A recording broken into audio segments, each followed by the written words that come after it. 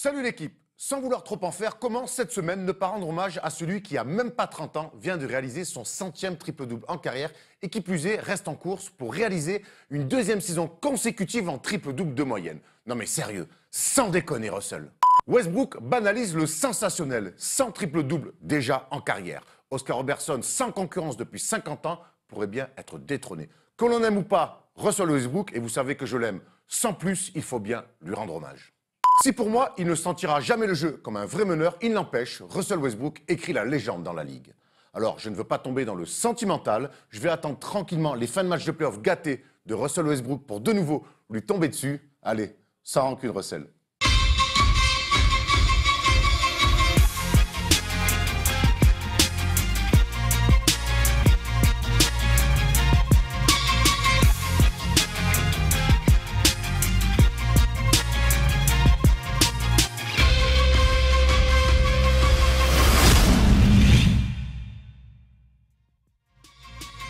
Salut l'équipe, on est jeudi et le jeudi c'est le First Day Show, le retour du First Day Show puisque la semaine dernière on était à Miami et on vous prépare un petit sujet où on est allé à la rencontre de Dwyane Wade à Miami.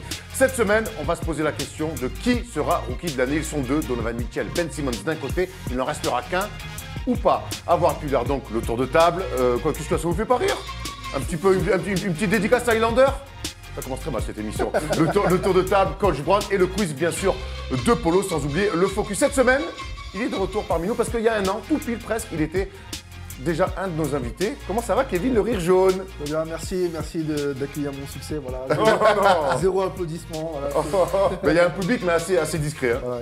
Voilà, voilà, présent ici. Joueur des Lakers, hein. Joueur des Lakers, ouais. Exactement. On dirait plus un personal trainer ou un ball boy, tu vois, avec on reste street comme on dit. Hein. Non. Non mais tu vois, je vois tes peluches, il n'y a personne des Lakers. Il y a Lonzo Ball qui est en haut. Il y a Lonzo Ball qui est en haut le lundi, il faudra revenir le lundi. Le premier étage, Lonzo. Je suis venu représenter du coup. Tom, comment ça va? Ça va impec, hein, écoute, encore un peu bronzé, un peu dans le jet lag, mais tout va bien. Bon, excuse-nous. Écoute, on a une vie plutôt trépidante, je peux rien y faire. What's up, Stephen Brown? Salut les guys! Ça va ou quoi? Ça va très bien, tu nous as manqué à Miami. Faudrait que tu viennes faire un voyage avec nous, un de ces quatre. Ouais. Il sait Ouais. Thomas, avant qu'on rentre dans le dur de l'émission, tu avais une petite chose à nous dire, tu vas nous parler de chaussures. Pas du tout, mais très bien. Oui, vas-y, envoie. En fait, c'est tout simplement sur First Team Truc. Si, il y a des chaussures. Dis pas du tout, il y a un truc il y a des images préparées de ça et tout. Mais oui, mais parce que c'est à la fin du tour de table. Mais très bien, on le fait maintenant, ça me va très bien. Vous savez très bien que sur first-team.fr, nous parlons de lifestyle, nous parlons de basket. Et cette semaine, la basket qui revient, c'est la Air Jordan 10 and Back. Elle est blanche, elle est noire, elle régale. Vous pouvez évidemment trouver toutes les plus belles photos sur le site. Et voilà, c'était important pour nous. On peut pas les acheter sur le site par contre. Non, Non, mais moi ça m'arrangerait si je pouvais acheter des chaussures, je me peut-être prendre des carottes. On peut sélectionner pour acheter des chaussures. Tu seras enfin sélectionné. Donc on fait un gros bisou à Pierre Armand qui nous prépare toujours ces petits articles avec les baskets des joueurs NBA sur les parquets. Et donc c'est toujours intéressant de voir pour ceux qui aiment les sneakers. Et tu sais qu'il y en a des pompes. Tu les aimes bien les sneakers, ça? Oh non, moi je suis pas très salé, hein. Enfin pas très sucré plutôt, c'est mieux. Ouais, t'es plutôt salé, ouais. Ouais, je suis plutôt C'est salé. plutôt même sel tout court. Ouais, choucroute, la famille quoi. Alors d'habitude, Kevin, on commence avec des tu préfères, mais cette semaine, j'ai un tu préfères un petit peu spécial où chacun vous allez me répondre. Forcément, on n'aura pas la même réponse. Vas-y Paul, envoie cette image qui a tourné sur les réseaux. Oui. Je suis tombé amoureux du basket quand j'ai vu jouer. Et on va commencer avec toi, Kevin. Iverson. Ouais. Iverson. Il y a pire comme exemple. Hein. Ah ouais, non, mais c'est Iverson, parce que quand t'es pas hyper grand, tu vois un mec d'1m83 détruire toute la ligue. 83 des guillemets, hein, évidemment. Avec des guillemets. En vrai, il fait un 77, je crois, avec ses chaussures, il fait un 83. Et il joue le boutin ou Mais en plus, dans ses chaussures, elles étaient vraiment. Ouais. Tu vois, quand tu vois un petit comme ça détruire toute la ligue et donner tout sur le parquet tous les jours, bah c'est ça qui m'a rendu ouf, quoi. Ouais, non. En même temps, il y en a beaucoup qui ont répondu à Iverson tellement. Tu m'étonnes. Ouais. Tellement un joueur de génération, quoi. Tom, toi, c'est qui t'a donné envie de jouer? Moi j'ai dit sur Twitter, Kobe et Shaq pour le début du goût. Et puis ensuite, quand j'ai commencé à jouer au basket, c'était en 5e. T'as le poste de Kobe, t'as le physique du Shaq. Ah frère, c'est ce qu'on appelle hétéronyme, frère, c'est là, si on est là. Il a le dribble de Kobe et le poids du Shaq. Et quand j'ai commencé à jouer au basket, 50 ans. quand j'ai commencé à jouer jouer au basket à Paris, et ben, les gens qui m'ont donné envie de jouer au basket, c'est Laurent Ciara et Eric Mikou. Donc on fait un coucou à Eric Mikou et à Lolo aussi, sans qui j'ai vécu des trucs à Coubertin, mon gars, 40 degrés à Paris, à regarder à tout en haut, à avoir 12 ans et demi. Et gros, c'était incroyable, On quoi. rappelle que tu étais au centre de formation de. Tout à fait. Et du- que Lolo Ciara venait à Paris. l'entraînement et qui mettait des ballons pleins de poire au mec qui flashait pas. Et ça, c'était incroyable. Eric Micou, il t'a donné envie d'un night aussi, non? Ouais, enfin, j'ai pris goût tout seul avec Erwan, plus qu'avec Eric Mikou. Laissez-moi tranquille. Steph, toi, qui t'a donné envie de jouer au basket? Moi, je veux pas être très. Ton père? Bah, ouais, mais mon père, c'était vraiment très jeune. Donc, mais vraiment, quand j'ai vu des images à la télé, c'est Jojo 92 Barcelone, j'avais 12 ans. Original. Voilà, la Dream Team, voilà. Bah, excuse-moi, bon, je vais pas mentir. Hein. Et toi, vas-y, Erwan. Moi, alors. Bah, c'est il y a- Jackie Casalon qui m'a donné envie. Moi, c'est Yannick Souvray qui doit. Ah non. Énorme carrière de Yannick Souvray. Bah oui, Non, oui, moi, il y a deux personnes. La première fois, j'étais à Brest, j'étais en vacances là-bas, parce que vous savez que je suis originaire là-bas, et j'avais vu le tournoi des As. Ouais. Que j'ai fait plus tard avec l'étendard de Brest, et j'ai vu Antoine Rigaudot, j'ai voyé ce grand chien de 2 mètres comme ça, mais des filoches à 8 mètres. À l'échauffement, je faisais, waouh, mais c'est quoi ce mec, tu vois? Et ensuite, quand j'ai commencé à m'intéresser à la NBA, le jeu vraiment qui m'a donné envie, c'est Latrell Sprewell. Ouais. J'aimais bien ce côté un peu foufou. Ça, par contre, Étrangleur de coach. ouais, bon, voilà, bon. Ça te ressemble un petit peu d'ailleurs. Non, j'ai jamais étranglé qui que ce soit. Enfin, sans son consentement. Oh non. Donc pour moi, c'est Latrell Sprewell. Allez, on passe au tour de table. C'était n'importe quoi, ce que tu préfères. Seconds down to 3. Hart steps back, fires, it's the game. Allez, on enchaîne avec le tour de table et on va commencer avec moi, parce que c'était l'info de la semaine quand même. C'est, vous l'avez vu dans l'édito, Russell Westbrook qui réalise son 100e triple-double en carrière, à même pas 30 piges. Et moi, je voulais avoir vraiment votre sentiment là-dessus. Comme je dis, on l'aime pas, il est en train de réaliser quand même des choses incroyables dans sa carrière, Tom. Ouais, d'abord on est bluffé par l'enchaînement triple-double. Triple-double, c'est peut-être le truc le plus difficile à faire. Mine de rien, dans le basket, il faut être ultra complet, il faut être partout. Avec le Et quadruple-double. Pardon? Avec le quadruple. Avec le quadruple. Un quadruple, ouais, bien sûr. Et du coup, là, 100 triple-double, ils rentrent dans un club très fermé. Ils ne sont que 4 dans l'histoire de la NBA. Donc Jason Kidd, qui est à 107 triple-double, 138 pour Magic, 180 pour Oscar Robertson. Et regardez les matchs joués.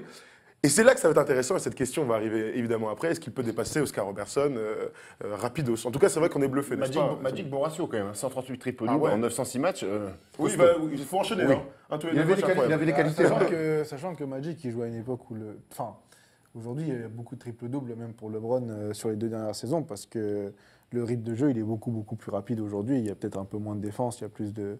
il y a plus de 3 possession, points, il y a ouais. plus de possession, donc ça va plus vite. À Il y a l'époque, plus Oscar Robertson, il y de... avait beaucoup plus de possession, par exemple. Voilà, Tu c'est vois, ça. donc ça a Donc, changé. du coup, ça facilite. Et peut-être maintenant, Russell, il décale la balle et le jeu veut que tu prennes un 3 points maintenant. Donc, il y a des choses qui font qu'il y a plus d'assists aussi. Clairement. Et Russell vole quelques rebonds. Ah, Donc, ça, il aime bien. ça, c'est parti du jeu. C'est parti du truc. Après, honnêtement, tu vois, Oscar Robertson, moi, quand j'ai découvert la NBA, tu vois, historiquement, tu t'intéresses à l'histoire de la NBA, tu te dis, oh, ce mec-là, finalement, jamais il sera égalé. Et finalement, ça a duré presque 50 ans, et tu as depuis 2 ans Russell Westbrook qui risque de le dépasser, parce que c'était donc la question, et j'y réponds. Moi, je pense que quand on voit le nombre de matchs qu'il a joué et le rythme qu'il a depuis 2 ans, il va certainement dépasser Oscar Robertson. Et en ça, on ne s'en rend peut-être pas assez compte que c'est un exploit individuel, certes, mais Monumental. incroyable. Voilà. C'est au moins aussi impressionnant qu'un mec qui met 100 points dans un match. Oui. Tu vois, alors que là, c'est sur la longévité, donc évidemment, tout c'est dépendra, différent. tout dépendra de son physique. Hein.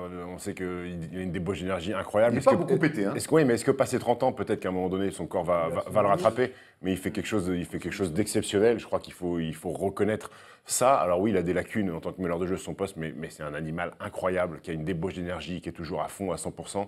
Il faut lui reconnaître cette qualité-là. Il est incroyable. Et moi, j'ai un petit quiz pour vous, les amis. Allez, vas-y. Ah, Il a fait des triples-doubles contre 29 équipes NBA. Et vous savez, contre la seule équipe, il n'a pas fait de La triple-double. sienne. Exactement. Bonne réponse de Mais Thomas sérieux, Dufort. lui, hein Mais je suis de gueule, lui. Il a voulu nous avoir comme des cons. je suis content que tu aies répondu parce que j'allais chercher. Non, mais tout ça pour dire que Jason Kidd, lui, contre 28 franchises seulement, et LeBron 27. Donc, c'est-à-dire qu'il a lâché un triple-double contre toutes les équipes qu'il a jouées. Et un autre petit truc, vous savez qui a le plus profité de ses passes décisives sur ses 100 triple-doubles? Steven Adams. Exactement. 236 pantons pour le bon néo-zélandais. Et pas KD. Il fait une énorme saison d'ailleurs, Steven Adams, et c'est forcément lié à Russell Westbrook. On va enchaîner avec toi. Kevin, tu voulais nous parler de LeBron James, forcément, qui t'agace un peu en ce moment et que tu vois surtout partir cet été. Non, j'ai pas dit qu'il m'agaçait. Je disais Tu te l'as raconté. il se l'a raconté un peu plus que d'habitude, dans le sens où, pour moi, évidemment, c'est le meilleur joueur au monde actuellement. C'est ouf que même sur sa régression, entre guillemets, dans sa perte d'athlétisme, il reste le meilleur joueur au monde. Mais tu vois, la semaine dernière, il dit je suis un joueur comme il n'en existe qu'une seule, À qu'une seule l'américaine. par truc. Ce qui est vrai. Je me bonifie Puis, comme le bon vin. Ah, ça, c'était je me bonifie comme le bon vin. Alors, Il le bon marque vin 30 français, 000. parce que nous on était à Miami, on a goûté un pinot, Cabernet mon ami, un dégueulasse. cabernet, Ah, frère. il marque- Il est sorti par les yeux, quoi. Il marque 30 000 Tu points. l'as fini quand même. Non. Non, mais il marque 30 000 points après sur Instagram. Il dit tu vas faire partie bientôt d'un club où il n'y a que 6 personnes. Et en fait, je me dis, quand t'es le meilleur, je pense qu'en fait, non, c'est pas que t'as pas besoin. C'est que, ok, c'est cool et tout, mais je pense que là, il commence à sentir que cette saison, pour le titre, c'est mort. Et donc, il a besoin de rester dans la lumière, entre guillemets, des projecteurs et de continuer à parler de lui, À exister un petit peu voilà, médiatiquement. jusqu'à la saison prochaine où je pense qu'il va rejoindre une équipe de ouf. Il va Il va se barrer recommencer. pour toi. Pour moi, il se barre. Où Il y a 4 prétendants, il a dit. De toute façon. Philly, Lakers, Houston Philly et Cavs. et- Alors, j'en ai déjà parlé à Erwan et il m'a dit que s'il faisait ça, c'était la plus grosse de l'histoire. Imposture de l'histoire. Bourse molle. Pour moi, il signe aux Warriors. Oh non. Non. S'il fait ça, Tu sais que Pour là, moi- on va la prendre, cette séquence, Écoute, on va la mettre écoute. sur les réseaux sociaux. Je t'explique. Pour moi, en fait, dans 20 ans, s'il rejoint les Warriors, actuellement, tout de suite, on va tous dire, OK, il s'est vendu, machin, il a fait une KD en plus puissante, machin truc. Mais dans 20 ans, 30 ans, au final, il aura 8 titres. Il aura dépassé toutes les stats de Jordan dans tous les domaines possibles. et on dirait que ce sera la plus Et dans grande 40 ans- équipe de tous les temps. Plus personne. Ouais, Tu vois, c'est sûr. il y a genre un an, KD, tout le monde disait, voilà, il a trahi, machin. Aujourd'hui, c'est un des meilleurs joueurs au monde, il est champion, machin. Parce que les gens oublient. Les gens oublient. Moi, je suis assez d'accord Maintenant, avec les ça. gens, ils ont oublié que LeBron, il est parti à Miami. À l'époque, quand il est parti à Miami, c'était un truc de fou. Ah, moi, j'ai pas oublié, gros, c'est là. D'accord, mais Bon, il t'a donné un titre à les Dallas. petits aujourd'hui, les petits aujourd'hui, ils se rappellent, ils savent pas que LeBron est parti à Miami. Ils comprennent même pas l'ampleur de Mais ce moi, que cette c'était. logique de on oublie, on passe à autre chose. Quand tu gagnes, surtout, j'entends Kevin Durant avec les Warriors, LeBron avec Miami, les mecs, quand ils gagnent et quand t'es MVP des finales, après, ben, effectivement, Ouais, tu parce que la confirmes, on décision est oublie. assumée. Mais t'es obligé de gagner quand tu Mais prends là, une si tu décision, pars quand aux tu prends Warriors, ce quand genre de même, décision. ça serait quand même. Après la En fait, cohabitation regarde, Curry, moi, Thompson, ce que Durant, je LeBron, pense- je dis Bah, pas ils vont pas la- garder Team tout le USA, monde. quoi. Team USA, mon frère. C'est genre. Moi, je dis, tous les paliers de trahison, ils sont faits pour être dépassés, tu vois. Ah oui, oui, c'est LeBron, sûr, il toujours part plus une loin. fois à Miami. Qu'est-ce qui se passe après? Ray Allen, il quitte Boston pour aller à Miami. Deuxième palier de trahison. Troisième palier de trahison, Kevin Durant, il arrive aux Warriors. Quatrième palier, LeBron signe aux Warriors. Et j'annonce le 5e palier de trahison. Oula, Kobe revient à New Non, York. non. Au Warriors. Ce sera un jour, il y aura un joueur. Il y a une du histoire de meuf, au bout d'un moment, dans même- la Non, trahison. écoute, là-dessus. un jour, il y aura un joueur du même niveau que LeBron En Jordan. couple avec un autre joueur. Non, non, non. Giannis Antetokounmpo. Et chaque saison, il signera pour une équipe différente. Oh, je vois. Chaque saison. J'espère qu'on n'en arrivera jamais à Je là. te jure qu'un jour, il y aura un joueur comme ça qui, chaque saison, signera pour le favori En fait, tu et fais un manga, continuera à gagner. Tu sens que sur la créativité ou pas Je te jure, C'est un manga comme ça, j'ai envie de le lire. Ouais, c'est clair. c'est la suite logique des choses. Les paliers de trahison Mais sont c'est vrai faits qu'il y a de pour être moins en moins dépassés. de. Enfin, oui et non, parce que quand Il y on a des mecs qui voit, restent, quand on voit les Steph Curry, même les déclarations de Clay Thompson qui dit qu'il veut rester au Warriors, il y a des mecs encore qui arrivent à être attachés à des Mais franchises. regarde, c'est pour ça Parce aussi. qu'ils sont favoris. Ouais, ça je l'entends. Mais je te dis qu'un jour, il y aura un joueur incroyable et chaque saison, il va signer pour le favori. J'espère qu'on ne Et vivra ça pas sera- ça parce que ce serait horrible quand même. Non, mais c'est vrai, imagine LeBron faire trois Ça, franchises c'est en mon 3 avis. ans. C'est mon avis. Très bien. C'est intéressant. Ouais. Toi, Steph, tu voulais revenir sur un truc, sur un geste un peu plus classe pour le coup que de signer chez le favori chaque saison. Pas de trahison. C'était C'est, le grec, le Greek Freak. Ouais. Le 6 février 2018, les Bucks se déplacent au Garden et le Grec lâche un alley-oop énorme sur ou par-dessus même Tim Hardaway Jr. Et le 10 mars, donc début de semaine, les Bucks reçoivent les Knicks et le marketing oblige. Le club imprime la photo du poster sur les t-shirts pour les vendre dans les boutiques. Et là, Giannis Antetokounmpo ordonne au club qu'on retire ces t-shirts. Il veut pas qu'on les vende, tout simplement. Il dira que Tim Hardaway c'est un bon mec et c'est un super joueur et c'est dur pour lui. Il ne veut pas justement que les gens se souviennent de lui à cause de ça. C'est un très très bon joueur et un t-shirt n'est pas la bonne chose à faire. Donc je voulais souligner le geste plutôt classe de Giannis c'est classe. Antetokounmpo. Non, mais c'est classe, c'est vrai. C'est classe. Après, Est-ce que Frédéric Veil, ça fait la même demande? Non, Frédéric Weiss, il a demandé des royalties, lui, de récupérer sur les ventes, il a demandé un peu. Il va me blinder alors. tu m'étonnes. Mais c'est vrai que c'est un geste classe Ouais. pour un joueur qui ne mérite pas. Surtout, c'est un fait de jeu total, enfin Non, anodin. mais- C'est extraordinaire, mais c'est un. Tout le monde s'en fout. en vrai. Aujourd'hui, tu es sur un parquet NBA, tu marches sur ton lacet, tu tombes, t'as toute la salle qui se lève et t'as tous les mecs sur Twitter qui font manque de respect et tout. quoi. C'est insupportable. Le moindre cross, le mec, il Voilà. envoie un airball après, tout le monde dit oh, incroyable, t'as vu le cross. Le manque de respect, ça c'est le pire truc. Respecte plus le truc. Quoi. Donc c'est bien d'avoir aussi des mecs voilà, qui remettent les choses à leur place. Et puis ça arrive quand tu es en NBA sur des transits, prendre des dunks dans la poire. On en a tous pris, on en a tous mis, j'allais dire non, mais en tout cas voilà, ça fait partie. Ah, moi, j'ai pris une claquette de Michael Petri sur la gueule, je peux te dire. En cadet, je sais pas pas, le choix, hein. je sais pas d'où ça venait, gros. Le chiffre de Mike Petri, c'est un peu derrière le crâne. Donc, non, mais se faire dunker dessus, se faire crosser, ça fait aussi partie du jeu, quoi. Ou alors, tu défends jamais, tu restes comme un piqué et t'attends les remises en jeu. Il y en a des mecs comme ça, mais dans une équipe. Pour être totalement honnête, moi j'ai commandé le t-shirt sur le box.com. Bon, on va finir avec toi, Tom, le tour de table, parce qu'il y a la course au playoff à l'Est et à l'Ouest, et c'est assez chaud cette saison. Alors j'ai fait un truc, personne n'est au courant, mais c'est pas grave. En fait, il s'est passé tellement de trucs depuis hier que je voulais en parler vraiment en 30 secondes. Donc Paul ne pète pas les plombs. La première chose, c'est Andrew Wiggins qui a déclaré qu'il avait marre d'être la troisième option de son équipe derrière Jimmy Butler et Karl Anthony Towns. Alors on n'a pas fait un tour de table, mais ça méritait clairement d'être dit. On en parlera sûrement lundi Trahison, il va dans les signer lives. Warriors. il est très jeune, mais c'est vrai qu'avec Erwan, qui l'a vu dans les vestiaires à Los Angeles, on s'est fait quand même la réflexion que tout ça, là, Il est ça à a fait un part. mauvais coton. Franchement, la réflexion qu'on s'était faite à Los Angeles, là, quand on y était en décembre, c'est qu'il est à part. Et moi, dans le match, je l'avais trouvé déjà à part. Il fait ses trucs, il prend ses tirs. Quand il est temps des mort, il va systèmes très pour peu lui, mais checker. vraiment, Dans le vestiaire, en il est aussi de côté. Moi, je vois Butler s'amuser avec Karl Anthony Towns, avec Gorgui Dieng, avec les mecs. Wiggins, et de son côté, il a une attitude un petit peu de resta, mais pas dans le bon sens du terme. Tu vois, tu parlais de resta de LeBron James, mais il y avait une forme de logique. Et sur Wiggins, j'ai l'impression qu'il veut déjà un crédit avant de prouver. Et je crois qu'il est en train, petit à petit, de gangréner un vrai problème avec Wiggins et les Wolves. Tout à fait. La deuxième chose dont je voulais parler, c'est vite fait, rapidos, la blessure au pouce de Klay Thompson. Donc ça, c'est une information quand même capitale pour la NBA.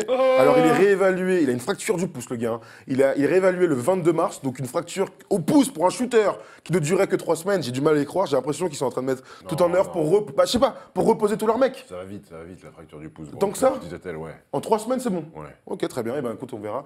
Très bien, parce qu'Erwan, ça fait 6 mois qu'il est blessé, certes au poignet, mais Enfin, moi, j'ai pas le même staff médical que les Warriors. Lui, Bah, c'est pas les os. rééducation le Cabernet Pardon Miami, rééducation Cabernet Miami, c'est pas bon pour le poignet. C'est bizarre son geste. Qu'est-ce qu'il là, raconte n'importe quoi. J'ai une voilà. petite fissure du poignet qui est très longue, c'est tout. Ah, voilà, tu vas donc plus de 3 semaines. Et donc, on en vient à mon vrai tour de table. C'est la course au playoff qui est extraordinaire dans les deux conférences. Donc, vas-y, Polo, envoie le premier classement que tu sens. On va aller sur la conférence Est ou la conférence Ouest, ça me dérange pas. Là, à l'Est, très bien. Donc, les Raptors sont tranquilles, les Celtics aussi. Mais de la 3e à la 8e place, sachant qu'on connaît les 8 qualifiés pour la fin de saison, c'est le sbeul total. Alors, les Pacers sont très bien, 3e de la conférence Est. Les Cavs sont un peu au bout du relax. Mais ensuite, j'aimerais que vous me disiez, les amis, qui est-ce que vous voyez un peu changeant? Est-ce que les Wizards peuvent finir 3e ou 4e pour avoir l'avantage du terrain? Est-ce que le Heat peut revenir? Bref, dites-moi un peu comme ça à la volée ce qui vous intéresse. Kevin. Moi, je suis très déçu par les Bucks quand même. Ils avaient grave bien commencé la saison et tout. On lève sa main quand on parle. Et là, Hier, ils ont pris le volet à Orlando, honnêtement. Honteuse. Moi, je suis assez déçu aussi. Ils ont un problème de meneur depuis des années. Antetokounmpo, il fait des choses incroyables, mais j'ai l'impression qu'il le regarde jouer. Le retour de Jabari Parker n'a pas amené un plus finalement à cette équipe. Et alors, ils vont aller en playoff. Ils défendent plus. Parce que Ils défendent Bledsoe, plus. Middleton, ils mettent des pions, gros, mais sauf qu'ils Ils prennent défendent 115, 120 à chaque match. Et Brandon Jennings ne va pas venir pour défendre. Donc on est plutôt d'accord sur la petite déception. Et puis, Miami en déplacement, c'est cata. On les a vus plutôt. ils ont perdu contre Sacramento On hier. les a vus plutôt saignants là sur 2 matchs à domicile, mais là en déplacement, y a pas de c'est Whiteside, et D-Wade blessé, gros. Ouais, mais C'est bon. énorme, ouais, c'est mais énorme après, pour une équipe comme ça. En playoff, si t'as pas de back-to-back, Woody Wade, il peut vois, faire mal. Hein. c'est Là, Ça peut il est faire mal. blessé, il est pas mis au repos, il est vraiment blessé à la. Cette nuit, là, dans la nuit de à la jeudi à hanche. vendredi, il y a un gros Raptors qui se déplace du côté d'Indiana. C'est un énorme match sympa. avec 2 équipes qui sont sur une dynamique Petit prono, tu monstrueuse. dis quoi toi? Victoire des Raptors à l'extérieur. Très bien, les Raptors sont très très forts. Voici pour la conférence Est. Passons à la conférence Ouest pour enchaîner. De toute manière, je pense que lundi, on se fera un beau débat sur qui va se faire sortir de la conférence Ouest. Parce que alors là, en termes de catastrophisme, on est en plein dedans. Le premier et le deuxième, là, c'est qui? Donc le premier c'est Houston, le deuxième c'est Golden State, on n'en parle pas. Mais de la 3e, même si les Blazers là sont sur une dynamique incroyable et vous devrez aller en playoff, on va dire de la 4e. Bah écoute, on sait jamais. Hein. De la 4e à la 10e place, nous sommes sûrs absolument de rien et on peut imaginer 2 équipes parmi ces favoris-là sortir des 8 et ne pas faire les playoffs. Alors dites-moi vite fait comme ça, les amis, qui est-ce que vous voyez sortir des 8 en fin de saison? Denver Clippers. Denver Clippers pour toi, donc les Spurs iront, Utah ira et... Utah, je suis certain qu'ils vont y être. Ils sont sur une Dynamique extraordinaire. incroyable. Kevin, Et- tu vois qui se faire sortir toi à l'Ouest là? Pour moi, les Spurs, ils rentrent, c'est sûr. Donc ils sont dans les 8. Ça fait 20 ans qu'ils font les playoffs. Tu vois, on est en plein dans le c'est impensable, c'est dingue. Hein. C'est impensable qu'ils fassent pas les playoffs. Bah ouais, mais bon, ça peut arriver, c'est 9e. Hein. Moi j'y pense fort en tout cas. Je sais pas. Ouais, c'est- Moi j'y Ouais, pense j'y très très. Et pense. quand je vois les dynamiques, alors il y a Denver qui de manière assez Ouais. surprenante lâche des matchs. Et puis ils ressentent un peu la pression, les Ouais, Nuggets. Ils c'est sont ça. tendus sur les matchs. Jokic, il est à la limite de Ouais, se taper. je pense que Jokic, il est un peu trop esselé. Bah, il a du matos, hein, Jamal Murray. Mais je pense que là, c'est vraiment Ouais, collectif. mais Ils sont en train de craquer un petit peu. Il y a un Pelicans Comme chaque Spurs année, cette j'ai nuit. l'impression. Ouais, Ils ont un peu ce truc-là. Au pire des moments, les Clippers, la dynamique est très bonne. Le Jazz, la dynamique, elle est top. Les Wolves, ils ont quand même pas mal de certitudes dans le jeu. Pelicans Pelicans Spurs cette nuit, les amis. Les Pelicans Spurs, ça Et va les être très dernières grave. On va journées en parler aussi. tout à l'heure dans le focus. Ouais. Moi, Après, je pense que les Spurs, et je le redis, je l'ai dit lundi, je pense que les Spurs ne passeront pas en playoff. Et ça sera un mal pour un bien. Ça sera un mal pour un bien pour cette franchise qui devra réfléchir un petit peu plus profondément sur la refonte de leur équipe. Vous Autour de avez Kawhi le Leonard. débat de mardi dernier sur les Spurs. Erwan en parlait profondément. Voilà, on a fait le tour de ces... Non mais enfin, on en parlait toi et moi, je veux dire. Mais c'est ta théorie. Tu étayais ta théorie. Voilà, on a fait le tour de tout ça, les amis. Hein. Plutôt pas mal, ça va être très excitant jusqu'à la fin de la saison. Tu sais ce qui est excitant aussi? Dis-moi. C'est le match de dimanche soir dans le focus. They do have a timeout. Decide not to use it. Curry, way downtown. Bang! Et oui, comme d'habitude, dimanche soir, Beansport nous offre une superbe affiche pour le coup. Là, depuis que le Super Bowl est fini, on a le droit quand même à des matchs plutôt sympas. Sauf il y a 2 semaines, on avait un Atlanta Phoenix, mais finalement qui a été un beau match. Et là, c'est Boston Pelicans. Forcément, ça promet. We're in New Orleans, Louisiana. The Pelicans playing here with a home court advantage. Rondo earns it. Irving! What a move by Kyrie Irving! Rajon Rondo, a magician.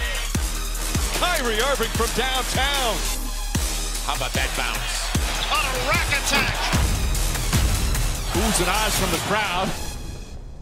Alors sur le papier, l'affiche est belle, mais le problème c'est qu'à Toronto, à Boston, il y a beaucoup d'incertitudes pour l'instant. Et de mecs sur le flanc, Kyrie Irving est incertain, Marcus Smart est lui-même blessé au pouce, Limite et fin de saison. Daniel Tice est out pour la saison. Ça Alors fait Ford beaucoup- aussi. Alors Ford, ça fait Jalen beaucoup- Brown n'a pas joué hier. Ça fait beaucoup d'incertitudes côté Celtics. Donc, dans quel état va débarquer Boston chez les Pelicans? Et les Pelicans, eux, qui marchent plutôt pas mal avec un trio Davis, Holiday, Rondo qui cartonne. Ouais, moi, je vois les Pelicans prendre ce match. Boston, ils ont clairement fait une croix sur la première place de la conférence Est. Je crois que Brad Stevens a décidé de laisser ses cadres au repos. Alors, il y a des petits pépins, bien sûr, mais pas des énormes blessures, surtout du côté Kyrie Irving. C'est une petite inflammation du tendon rotulien.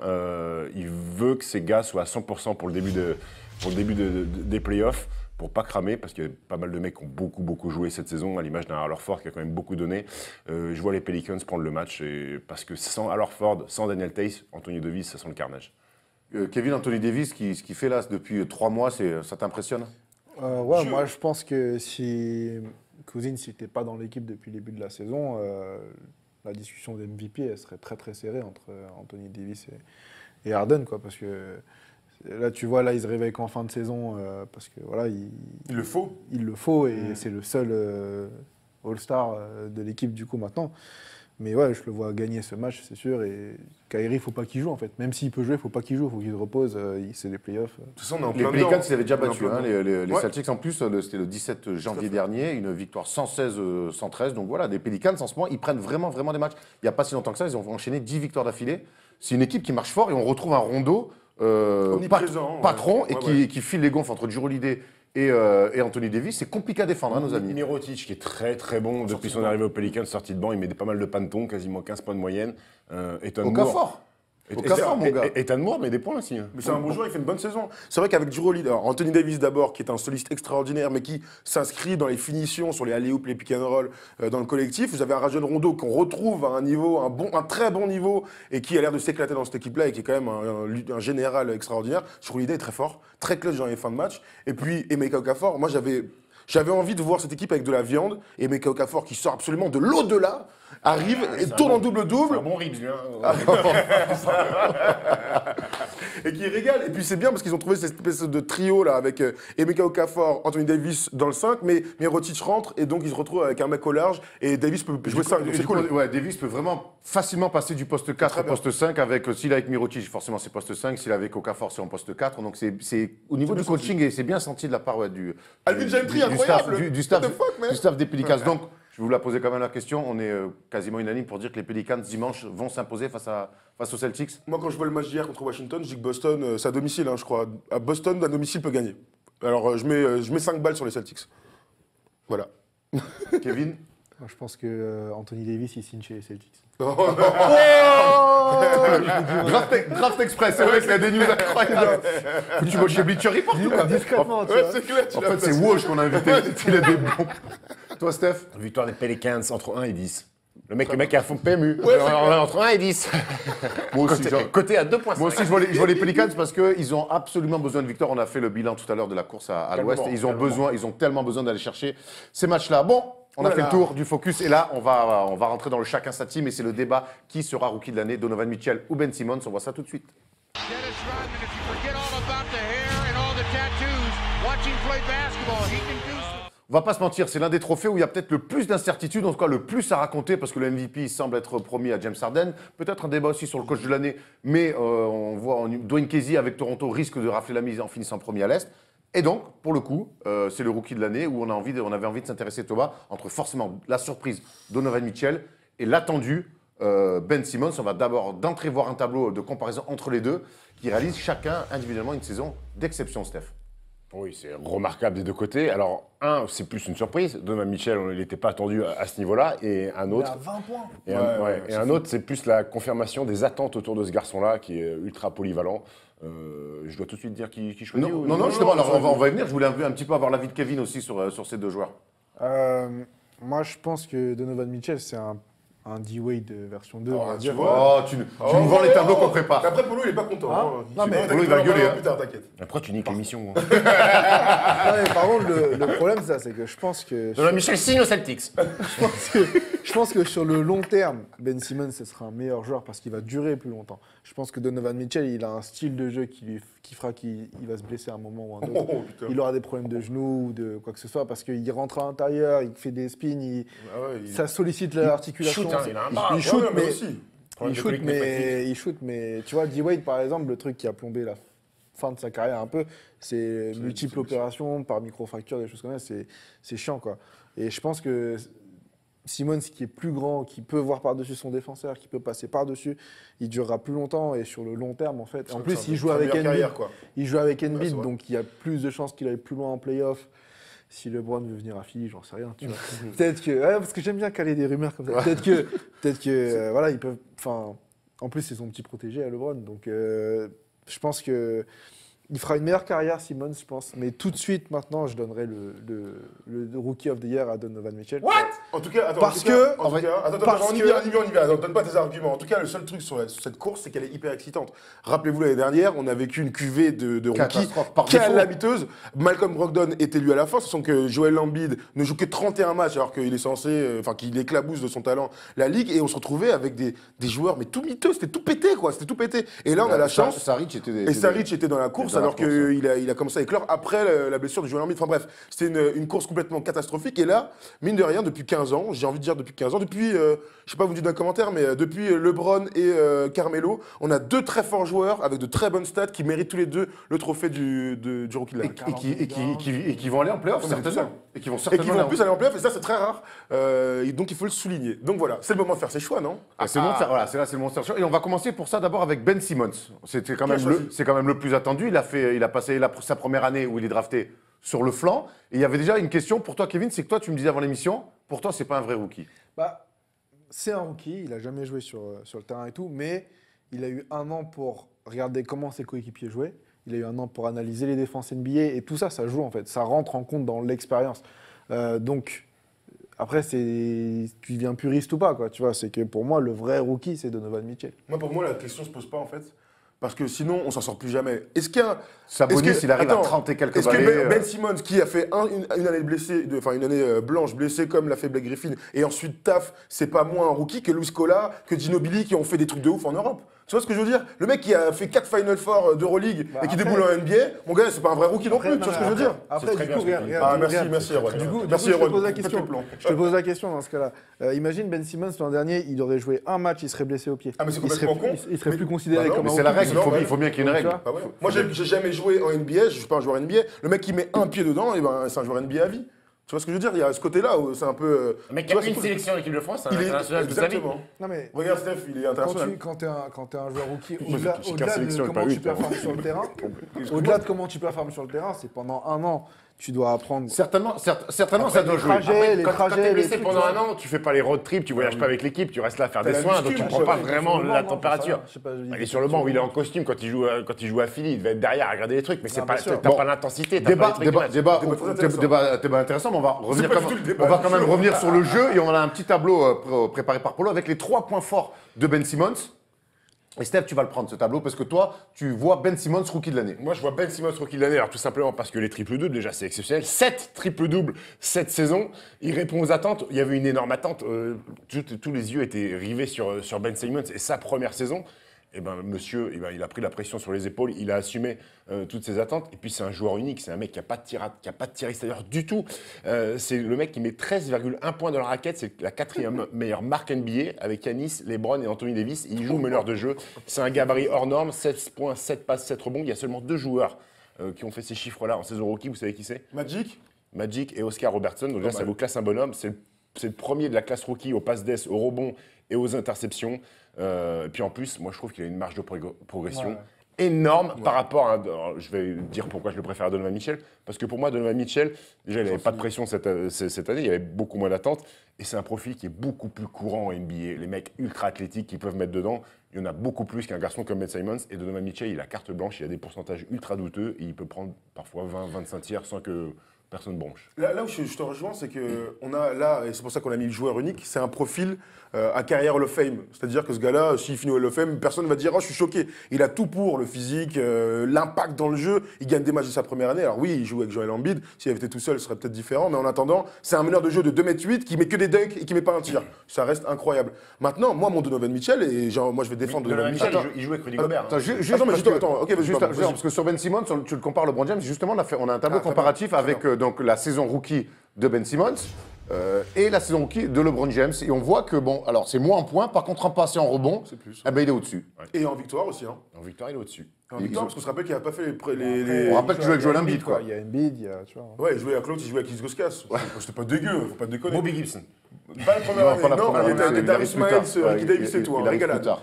Mais c'est vrai que quand on voit ça, et c'est son affiliation naturelle, c'est-à-dire un physique hors norme, qui est capable de faire plein de trucs, qui a une vision du jeu aussi hors norme, et un tir suspect, parce qu'au début, LeBron me faisait fait des fade-away, mon gars, de malade. Le tir Mais il de m'a envoyé des Ben des- Simmons, c'est même pas s'il est suspect parce qu'il en prend pas, gros. Ah oui, mais Il sait qu'il est Il dramatique, veut- donc il en prend pas. Non, mais il veut pas les pousser ça. Il veut même pas les prendre. Il sait exactement quel type de joueur il est.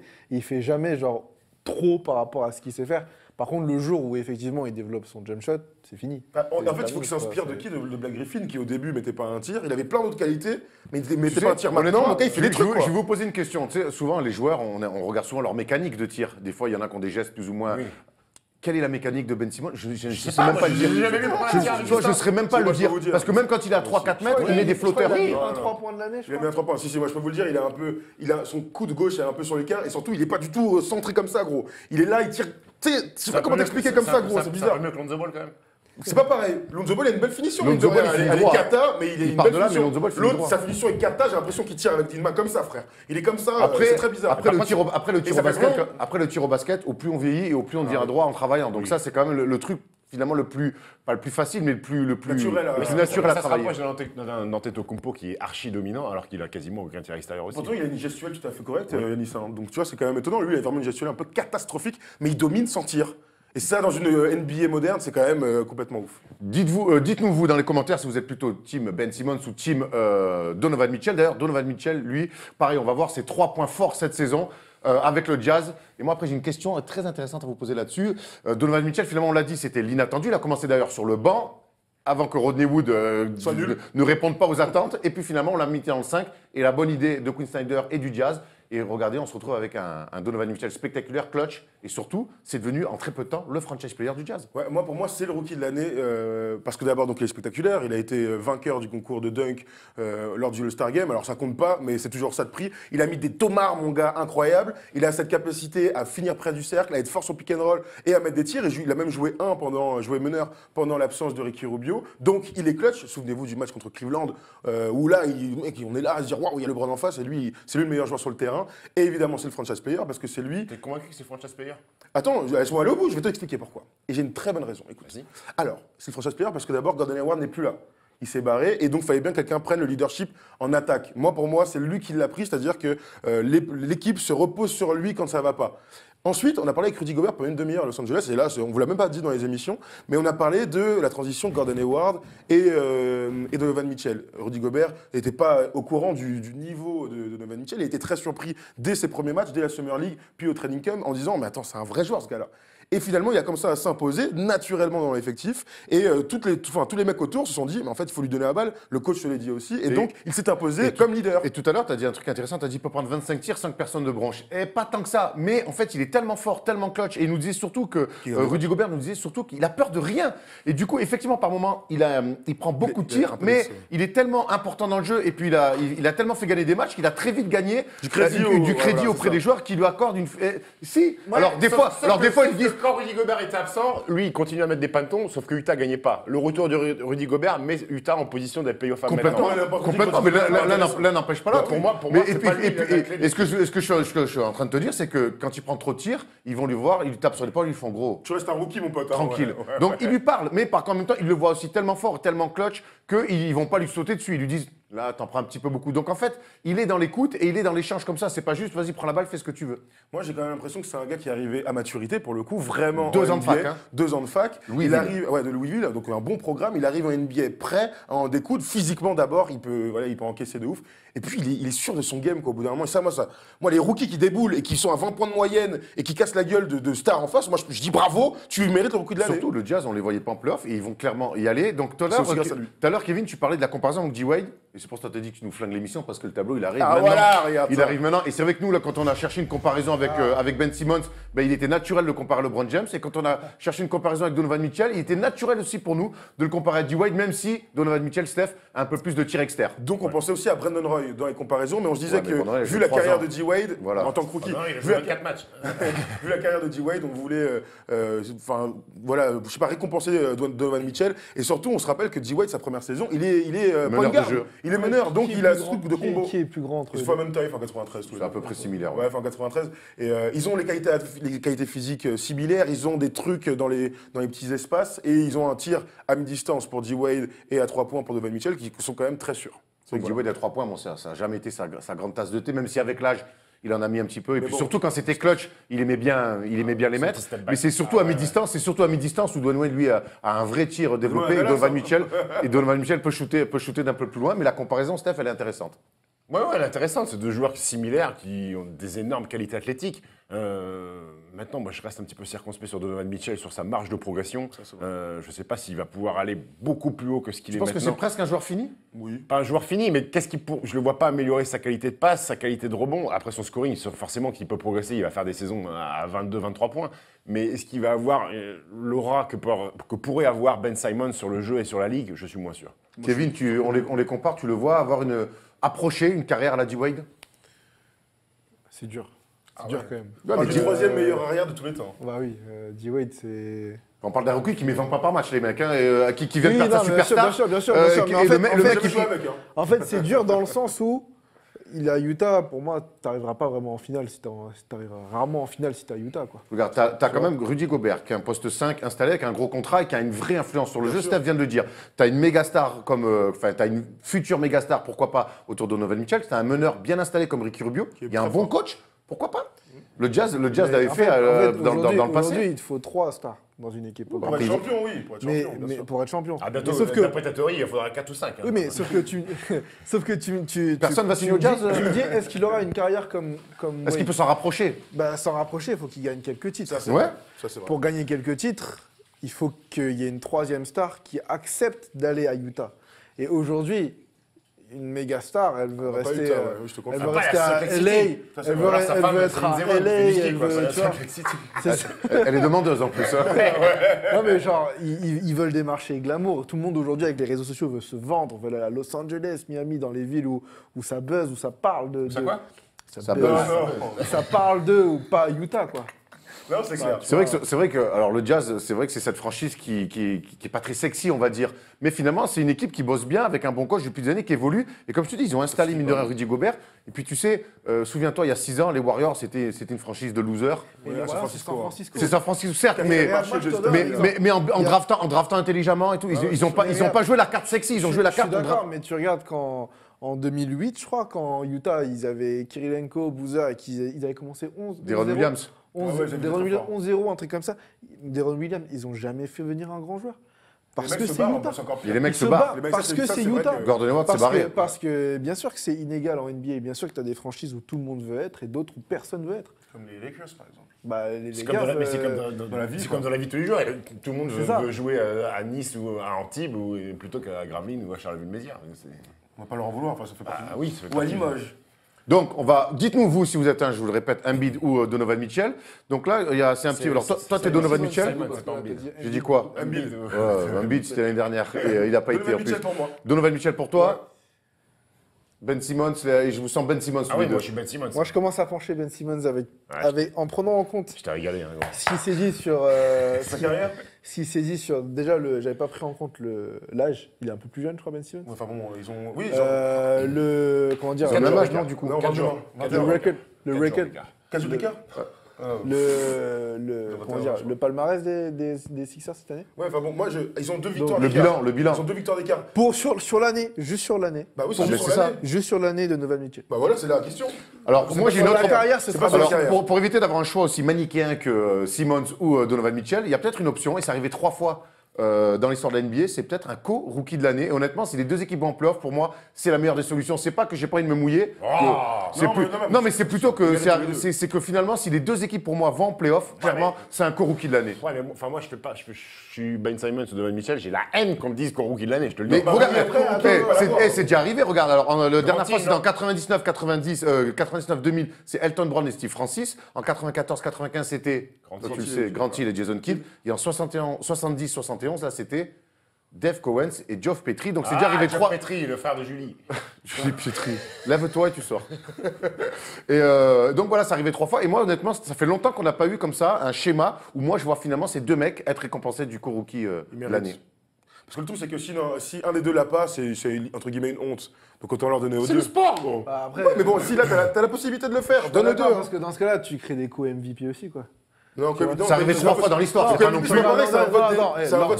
L'an dernier, entre Russell et Harden, impossible de décider. Bah si, moi, Westbrook, ça Impossible de m'allait. décider. Si, moi, ça m'allait. Impossible. Parce que il average un triple-double, mais Bah voilà, point. Là, pour l'histoire. Voilà. l'équipe, le score de l'équipe, Ouais, mais finit les Rockets sixième. étaient bien Mais devant. deuxième. tu sais, alors on avait eu ce débat l'année dernière, mais quand tu écris l'histoire.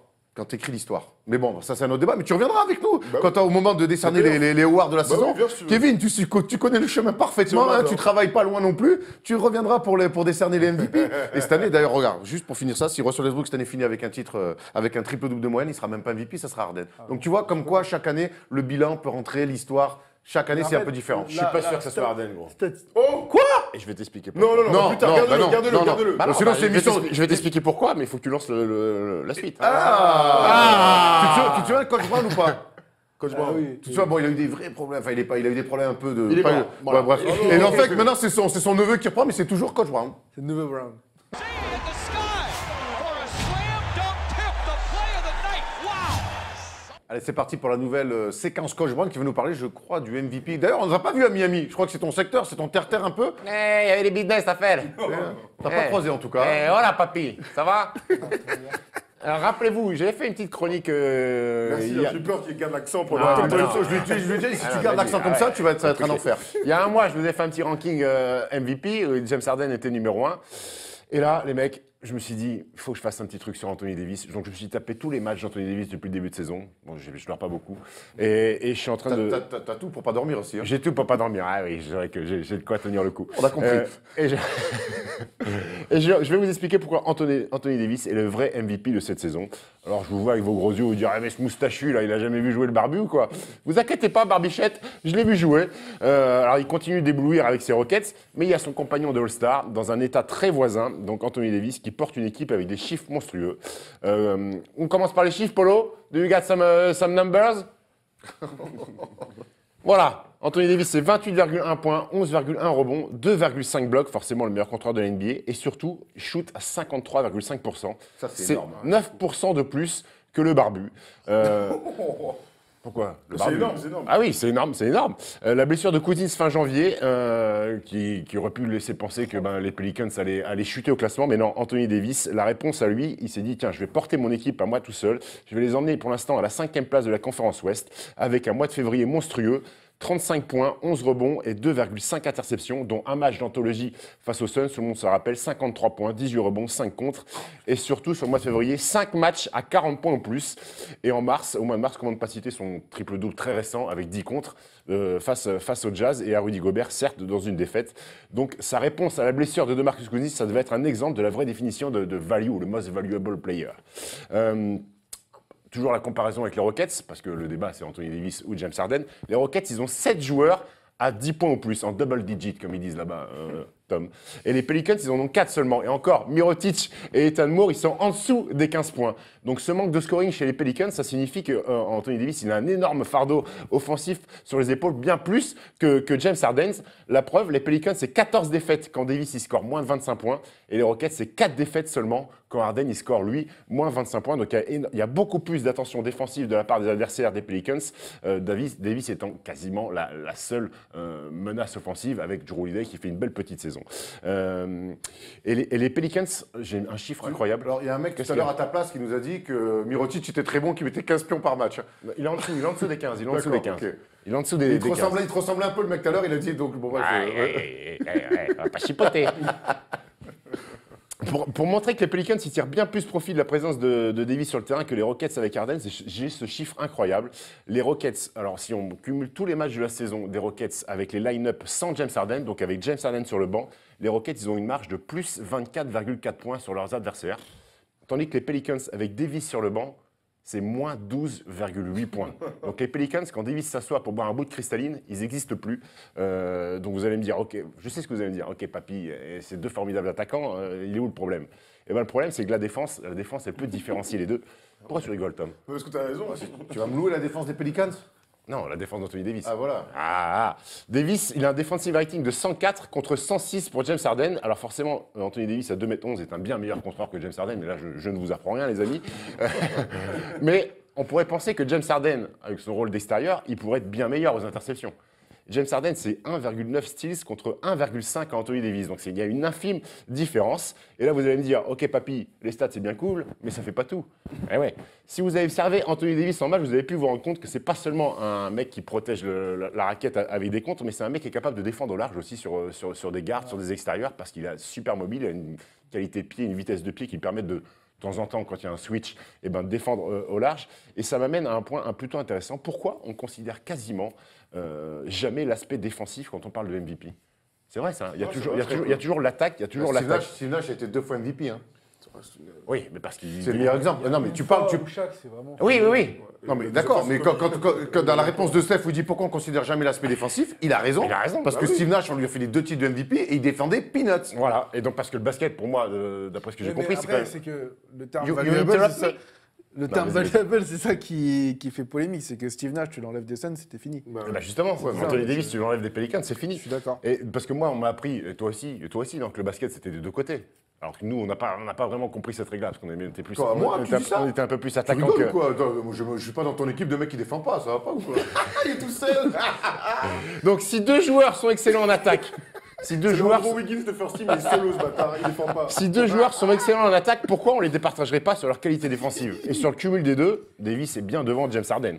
Chaque année, c'est la même chose. On n'arrête pas, c'est toujours tout pour l'attaque. Et on n'arrête pas de dire c'est systématiquement le meilleur joueur de la meilleure équipe qui doit être MVP. Alors les Rockets, c'est certes la meilleure équipe, mais je vois pas pourquoi ça devrait faire de James Harden le favori automatique. Le most valuable player, ça devrait aller au joueur qui a le plus de valeur pour son équipe, celui qui produit la meilleure contribution pour le succès de son équipe. Et là, la polyvalence de Davis et son niveau hors norme depuis la blessure de DeMarcus Cousins, ça fait de lui un digne MVP. Je vais essayer de finir de vous convaincre, les amis. C'est le seul joueur en NBA à être top 2 au point à l'évaluation, efficiency rating, comme ils disent là-bas, outre-Atlantique. Et au contre, c'est dans le top 3 des win share, 8e rebondeur de la ligue, 14e au pourcentage au tir, tout en ayant un defensive rating dans le top 20. C'est un Stakhanovich du terrain aussi, 4e plus gros temps de jeu NBA, donc c'est ça aussi qui lui permet de faire ces chiffres-là. Et si on se disait que ce que fait Harden en attaque et Capella avec les comptes pour les Rockets, Anthony Davis le fait tout seul comme un grand garçon pour les Pelicans. Donc tu es en train de nous dire que la course au MVP est loin d'être jouée. Kevin, t'en penses quoi de tout ça? Je te voyais un petit peu pas tout à fait d'accord avec tout. Moi, je pense que comme c'est les médias qui votent et que Anthony Davis, sa grosse saison a commencé un peu tard après la blessure de Cousins, pour moi, Harden, c'est sûr qu'il le gagne. Après, voilà, ce que Anthony Davis est en train de faire là, ça va déterminer si Harden le gagne à l'unanimité ou non. Voilà. Très bien. Moi, je suis tout à fait d'accord. En tout cas, c'est vrai qu'il est en train, mine de rien, avec tous les chiffres que tu nous balances, et même quand on regarde les matchs, il est en train un petit peu d'essayer d'inverser un peu la tendance. Mais après, j'ai l'impression que quand même Harden avait une avance sur le début de saison, qui garde quand même, parce qu'il continue à faire des chiffres incroyables et à gagner des matchs. Pour rejoindre Papy... Voilà, Papy. Papy Brown. Papy Brown. Pour rejoindre Papy Brown, si Anthony Davis avait commencé direct la saison sans Cousins, ça serait peut-être joué au record de l'équipe, ou alors ça aurait été lui. Après, est-ce qu'il aurait tenu ce rythme-là tout seul? Il est quand même esselé. C'est important d'être entouré parce qu'il peut aller s'asseoir à Harden aussi, parce qu'il y a Chris Paul derrière qui arrive à gérer. Là, est-ce qu'il fait depuis 3 mois? Il le sait, mais tenir une saison comme ça, il en fait beaucoup. Gros temps de jeu. Ouais, mais c'est pas les mêmes physiques. Hein. Oui, c'est vrai. C'est pas les mêmes physiques. Bravo, Coach Brown, en tout cas. Dites-nous pour vous si Anthony Davis peut voler le titre de MVP à James Harden en fin de saison. Ça nous intéresse forcément. Bon, en tout cas, on ne sait pas qui sera MVP du coup après ta chronique, mais par contre, on ne sait pas non plus qui va gagner le quiz de Polo.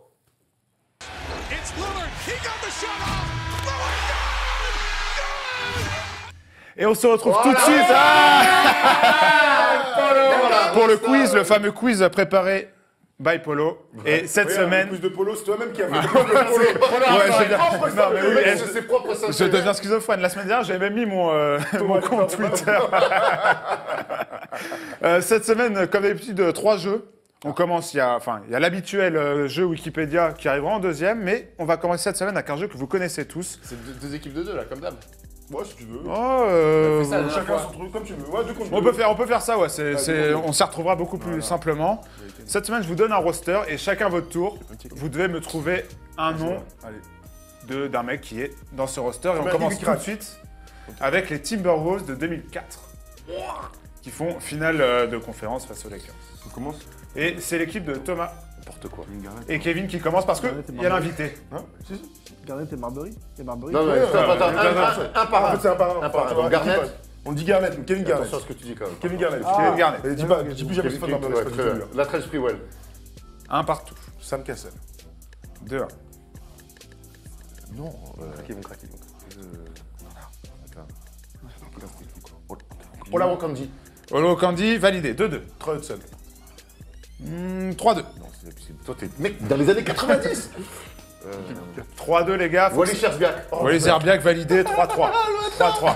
T'as entendu? Ah non? Si. Ah non, je te promets. Kevin et Tom, il me faut une réponse, messieurs. Pardon? C'est Olivier Il y a 3-3 pour l'instant.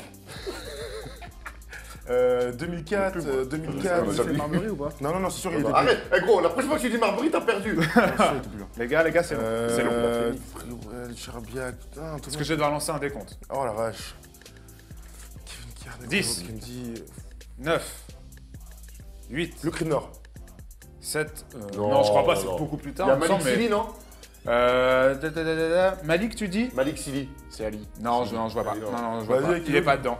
Il y avait Ndoudi Ebi, Anthony Goldwire, Trenton Hassel. NDBB joue à Boulazac. Ah ouais? Il y avait Fred Hoiberg aussi, Troy Hudson, vous l'avez dit.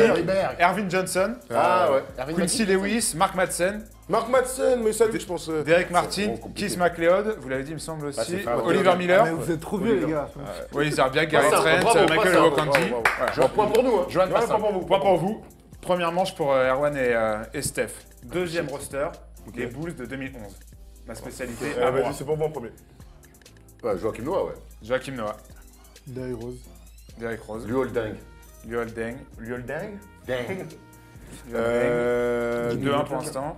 Non, pas encore. Carlos Boozer. Carlos Boozer, oui. Taj Gibson. Taj Gibson, 3-2. Omer Azik. Omer Asik, rookie, 3-3. Non. Non. Non, non, il est. Ah, il craque, vas-y. Bah, je craque pas, il est Non, non, il est pas. 3-3, messieurs. Ah, attends, calme-toi. Je vais mettre des grandes calbottes. Ils viennent de le dire. Ah merde. Attends, ça, dis rien. Non, il Dis est rien. non, il était pas encore. Messieurs, Ils vont je craquer. vais lancer un Attends, chrono. Bah si. 10, Non. 9, Porte 2011. Porte 2011, putain. 7, Dis ça. Non. Ils ont pris sur le poste 2. Ils ont pris sur le poste 2. 5. Kirk Henrich. Kirk Non, il est Henry, parti. non, Il il est est parti. Il est parti, On a Kirk CJ Henry. Watson après nous. CJ Watson validé. Ouais. Une manche, un point partout plutôt. Il m'envoie des trucs que j'ai. Quoi, genre Ben Gordon. Non, ça. Il est parti, C'est il a avant, il a ça. Détroit. Il est parti, sans même nous dire.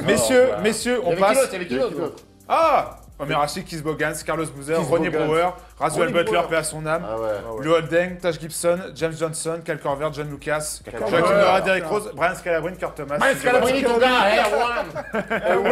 oui. On nous l'a refait à Miami. Je leur montre mon pass là. Win, je fais, non mais ils Ah ouais, savent régalade. pas lire. Appelle-toi Polo. Dans les travées de... Ah oui. Enfin, moi, je vais rien dire, hein, moi, on m'appelait Paul RR. Sur Erreur de frappe. Erreur de frappe. Troisième pour vous départager. Allez, vas-y. Troisième roster, les Pacers de 2014. Ah, mais vas-y, Ça mais va c'est être pas Finale ça. de conf contre Très les bien, Cavs. intéressant. Ça va Très être intéressant. intéressant. À vous commencer. Qui commence? On va être dans l'évident. C'est ceux qui ont gagné, Kevin et Thomas. Ok, Paul George, Paul George, George Hill, Roy George Hibbert, Hill. Roy Hibbert.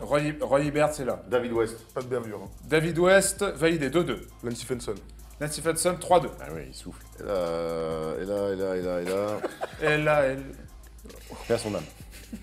Putain, arrêtez. Mais tu joues avec moi ou pas? Il y a qui dans cette équipe là? Ah, il y en a, les gars. Hein. Ah, j'ai un de Je sais plus. Je crois qu'il a gagné après. Non. Attends, Attends. Ah, je l'ai pas pas fait. Danny Granger. Non, il est Danny plus là. Granger, si. Oh, il est Danny encore là. Granger, elle est là, 3-3. Tyler Hensbrough. Tyler Hansbrough, là-bas. je vérifie. Il a jamais joué là-bas. Tyler Hansbrough, il est plus là. Attends, on avait un dernier Montalis, il était là Hein Montalis, il était plus là. Qui Montalis, il était pas là. Montaelis, Oh, c'est après. Ça Attends, il y a qui encore sur le poste 2? Il y a Dallas Ils en ont qui sur le 2014, poste 2 avec Paul George là dans les ailes? Donc Danny Granger, ouais, mais qui joue peu, je crois. Granger. Stephenson, hein. Stephenson. Il y a qui d'autre? Vas-y, balance les noms. Evan Turner, CJ Watson. J'allais dire. CJ Watson. Tu veux ça, il est partout. CJ Watson, Lavoy Allen, Rasuel Butler, paix à son âme, Andrew Il a Bynum, plus effectifs. lui. Chris Andrew Copeland. Bynum, Chris Copeland, Chris Copeland dans la troisième Wolves Factory. Ouais. Salomon Hill, Orlando Johnson. Ah ouais, il fait Ok, du ski. très bien. 1-0 pour vous. Ouais, première manche pour vous, deuxième manche, donc c'est les fameux, je vous envoie les fiches Wikipédia. Ok. Vous dites Allez, qui vas-y, c'est. vas-y. Sur Normalement, l'écran, ça doit être sur rapide. l'écran ou Ouais, ça sur l'écran. Et D'accord. Tom, tu peux envoyer la première, s'il te plaît. Non, ça doit être assez rapide. Un peu loin. Ça doit être assez rapide. Faut dire quoi? Le joueur Attends, c'est là. Carl Butler. Anton Jameson. Ouais, Ah putain. Anton Jamison. Bravo Tom. Ah ouais, c'est l'équipe que 1-0 Ouais, c'est toutes les équipes. Ah, le bâtard. pour l'équipe de Kevin et Tom. La deuxième, Tom, s'il te plaît. Putain, il y a beaucoup de Tom. Facile, Bobby Brown. facile, beaucoup plus facile. Attends, Mais mets plein pot, Non, frérot. mais attends, c'est quoi ça? Les gars, regardez les moyennes de points et les équipes. Attends, mais arrête là, tu dis n'importe quoi là. C'est qui ce gars-là qui joue les Lakers, mon frère? Ah, poste 3. Renard Test. Renard Test, Ah mais ouais, t'as putain. bravo. Oh là là, je vais le chercher au Putain, fond. mais ah ouais, mais On n'a pas été bon. Oh, vous n'avez pas été bon. vache. Du coup, le dernier, ça fait combien là? Ça fait 2-0, 2-0. Elton Brand. Elton Brand. Ah putain, je Allez, l'avais. on va Bien, bravo Thomas. Bravo les gars. On est bien revenu, mon grand. Bravo les gars, donc ça fait 2-0. Non, Deux, un partout, ça fait un partout. Oh le Oh là là, ouais, les gars, je S'ils ont des maillots du PSG, c'est pareil, gros. Oh, catastrophe. suis hyper stressé, m'en voulez pas s'il vous plaît. Du coup, on va passer au qui suis directement Allez, pour vous vas-y. départager. Et je commence tout de suite, né le 17 février 1980, j'ai donc 38 ans. Mon âge. C'est 38 ans. c'est notre génération, on n'a pas le droit. 38 ans. Né, il a- Je suis né à Orange, dans le New Jersey. Pas dans le Vaucluse. Pas dans le Vaucluse. Je mesure 2m6, Ils ont je la fibre, pèse, là-bas. je mesure 2m6, je pèse 113 kg. Le métis 113 kilos, ouais, je vois qui c'est. Nini Hilario. Je suis drafté en 1998 Ah, non, à la 25e position par les Pacers. Putain, c'est l'année de la Coupe du Monde. Hotel Harrington. Pardon? Hotel Harrington. Hôtel Harrington? Non, Al Harrington. Hôtel Al Harrington. Al Harrington. Al Harrington. Moi, c'est Al Harrington. Bah oui, c'est qui Hotel Bah, il Harrington? vient C'est qui de dire Hotel Harrington, Il vient de frère? dire Al Harrington. C'est qui Hotel Harrington? C'est qui Hotel Harrington? Attends. Ça existe. C'est pas lui? Non, mais pour le bégaye pas, t'as perdu. J'ai dit Donc, Al ça- Harrington! Il a dit Ah, Al Hotel Harrington. Moi, je suis emmerdé parce que... Al Harrington, moi. Non, Si je c'est Gazette, connais moi, je pas. fais plus jamais de couilles. Ah bah bon. Attends, et là, il va falloir que je réfléchisse, que j'en discute avec la régie parce J'ai que c'est très confondu, emmerdant. mais je pense à Harrington. Ah, mais Bravo. non. Moi, j'ai compris Il qu'il... existe, Hotel Mais oui, Harrington. c'est un autre que mais. Moi, Je j'ai tout sais. de Tu suite sais pas compris. qui c'est, toi. Ben non, je sais pas qui c'est, mais pourquoi t'as dit lui? Alors c'est Al Harrington que j'ai dit en premier. Je sais pas, c'est compliqué. Parce que je sens qu'Erwan, il pense à Larrington. Ah non, Mais il a dit la bonne réponse, Frérot, t'étais sur Antoine Rigaudot. la bonne réponse, Erwan, ça m'a Erwan, dit. c'est Mais quoi les règles? Non, j'aimerais que Les maillots du non, PSG, petite tu sais victoire, quoi mais quand ça Non, sera... je suis emmerdé. nouvelle question, J'aimerais que la régie tranche. Attends, pas un autre parce que... non, une nouvelle question. Est-ce que je ne fais pas un dernier roster? Fais un autre qui suit, gros. Un autre Trouve un qui autre non, mec, le qui c'est pas facile. Un roster, c'est facile à trouver. Ah frère, parce que là tu m'as sorti, c'est comme si on disait Tony Parker, c'est Anthony Parker, c'est pas le même mec. C'est juste pas le même mec, désolé. Donc toi, t'es à des années-lumière de Larrington, tu sors Larrington comme ça et tu vas gagner Tu as là-dessus. dit Anthony Harrington, ça m'a paru très bien. J'ai dit Harrington parce que c'était bon. Moi, j'aimerais. L'émission, ça fait 2h30. J'aurais aimé que la régie tranche, mais je n'ai pas de retour de la Mais régie. moi, t'es le seul comme ça, tu t'es trompé. Non, mais moi, j'ai le seul qui gagne scandaleusement. C'est une honte, il y a hors-jeu, but de la main. C'était à Larrington. La bonne réponse, c'était à Mais nous, Larrington. c'est pas grave, pas grave. Poste 4, élégant. Les gens, ils savent. Ouais, les gens savent qu'il a perdu. Je suis obligé, selon le règlement, je suis obligé de donner la victoire à Thomas et à Kevin. Même si mon cœur d'arbitre partial l'aurait donné à Erwan parce que je savais qu'il voulait dire à Larrington. Le Tony partial. On est les plus Non, beaux. c'est Tony Partial, c'est pas exactement le même mec, frère. On est les plus beaux perdants de l'histoire du quiz. Qu'est-ce que tu veux? J'aurais aimé vous faire les Kings de 2002 du coup pour vous départager sur un roster, mais est-ce qu'on a le temps? L'émission est très longue. L'émission est très longue, je pense qu'on peut s'arrêter là. Revanche, l'année prochaine, c'est la beauté du quiz. Revanche la semaine prochaine. Voilà. Merci Kevin d'être venu. Vraiment, j'espère que t'as passé un bon moment. Je suis sûr qu'il s'est régalé depuis tout à l'heure par les baskets. Je t'ai régalé. Moi, quand je bats Erwan, à chaque fois, c'est bien. Bon, on va aller faire d'un contre un alors. Il manque que tu gagnes en ce moment, gros. Il va pas courir. Ah ouais, mal au pied, mal au poignet, il y a moi je connais. Bon, merci les amis, en tout cas, c'était une super émission. C'était très cool, elle est peut-être très longue. On a eu plein de débats super c'était cool. génial, on De s'est Van régalé. Mitchell au Ben J'adore quand c'est Simmons, bon on a eu comme plein de choses à raconter. On est très content de t'avoir accueilli ici. Tu reviendras pour les playoffs peut-être? Franchement, on revient pour les playoffs, qu'on se régale. Comme ça, les Lakers. Ça dépend de la ils sont série. pas Pour venir faire le débat, Ben Simmons, c'est-il un vrai rookie? Ça dépend de C'est un la bon série. débat, ça. Mais qu'est-ce qu'un rookie? C'est vrai que ça c'est un débat. What is rookie? On vous Moi, rappelle, je suis d'accord les avec amis, Kevin. on vous rappelle les amis que si vous voulez voir un super débat qui a enflammé la toile sur les Spurs, ça se passe sur YouTube puisque c'était mardi dernier. On a reçu tellement de messages pour nous dire mais non, moi j'adore quand on débat et quand on n'est pas d'accord. Compliqué de toucher aux Spurs, ouais. Ouais, c'est un peu la cathédrale. Compliqué de toucher Erwan. Oh merde. On vous remercie tous, on remercie Polo qui a régalé en régie. Merci Bravo à vous Tom d'exister, le les gars. stagiaire. Merci à Sully, à Mathias. Vas-y. Merci à vous d'exister les gars. Oh là là. Bon allez, rends l'antenne. Merci les gars, on vous aime, Merci, on vous Kevin. embrasse. Merci Kevin, à la semaine prochaine les gars. Salut les gars.